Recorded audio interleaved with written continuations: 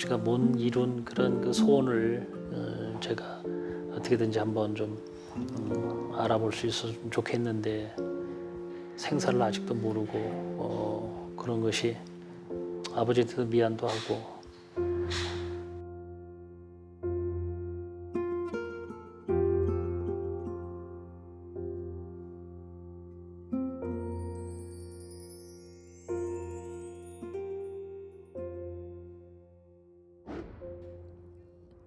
이산 가족들에겐 고향과도 같은 이북 오도청. 처음에는 딸에 대한 그곳에서는 이산 가족의 상봉과 만남을 위해 다리를 놓는 일천만 이산 가족 위원회가 있습니다. 이곳에서 만난 장만순 어르신은 20대부터 이산 가족들을 위해 일해오신 분인데요. 예, 저희 이제 아버지가 실향민이시고 또 제가 이제 대학교 다닐 때 아버지 손에 끌려서 청년회 회장도 하고 그러다가 지금 현재 1천만 이산가족위원회의 위원장을 맡아서. 위원장님이 오랜 시간 이 일을 하게 된 이유는 실향민 아버지를 위한 그리움 때문입니다. 저희 그 아버지입니다.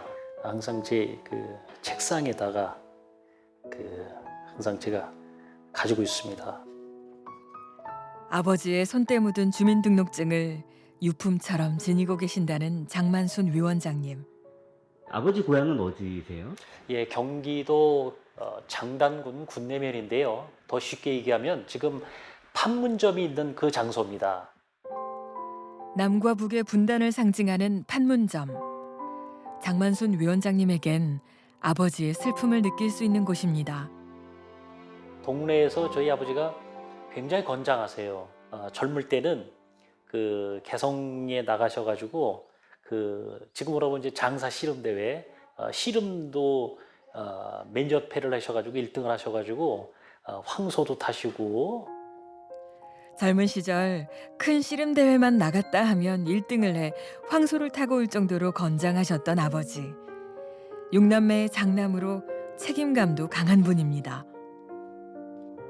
유독 밑에 이제 여동생이 계셨었는데 아버지 뭐 덩치도 크고 그러니까는 맨날 이제 뭐 업기도 하고 양손으로 다 이렇게 그 동생들을 저희 삼촌들 이렇게 들었다고 그래요.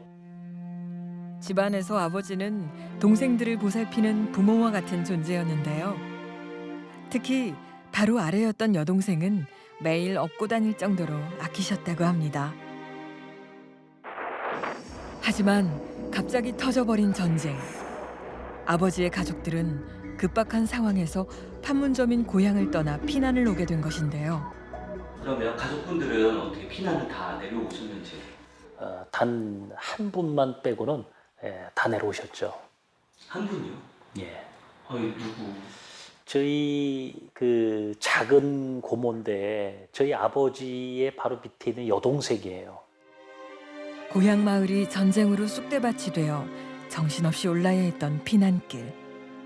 그러나 당시 가장 아끼던 여동생은 친척집에 머물러 있어 미처 데려오지 못했습니다. 그렇게 여동생과의 만남은 마지막이 되어버렸습니다. 그날 이후 평생 여동생 만날 날만을 기다리셨던 아버지는 동생을 찾기 위해서라면 무슨 일이든 마다하지 않으셨습니다. 아버지 엄마 다 있어.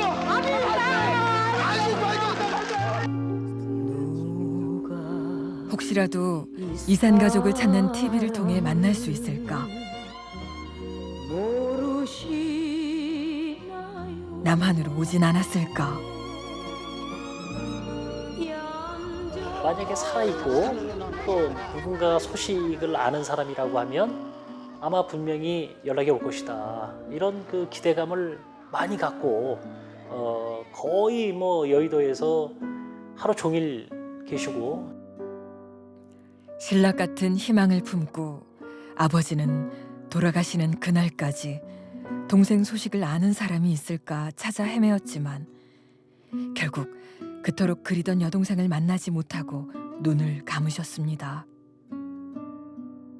아버지가 못 이룬 그런 그 소원을 제가 어떻게든지 한번 좀 알아볼 수 있었으면 좋겠는데 생사를 아직도 모르고 그런 것이 아버지한테도 미안도 하고.